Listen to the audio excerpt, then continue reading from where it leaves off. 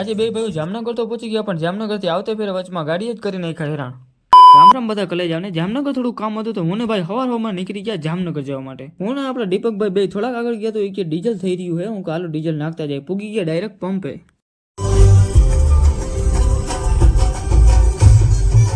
ગાડીમાં ડીઝલ પુરાવીને આપણે થઈ ગયા ડાયરેક્ટ ભણગોર બાજુ હાલતા. આગળ અમારી ભેગા બેઠા હતા બે માઠ્યું, એક ભાણેજ અને ભત્રીજો. આ બે માંથી હું માંડ એકને સાનો રાખેલો તો બીજાનું પાછું વાહે રડવાનું ચાલુ જ હતું.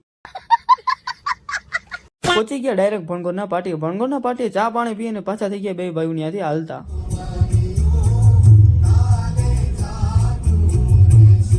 ગીત વગાડતા વગાડતા ડાયરેક્ટ એન્ટ્રી લઈ લીધી આપણે લાલપુરની અંદર. લાલપુરથી ડાયરેક્ટ લીવર મારી અને આપણે પહોંચી ગયા જામનગરની અંદર. ભાઈની આ વાતથી કેટલા સહમત છે.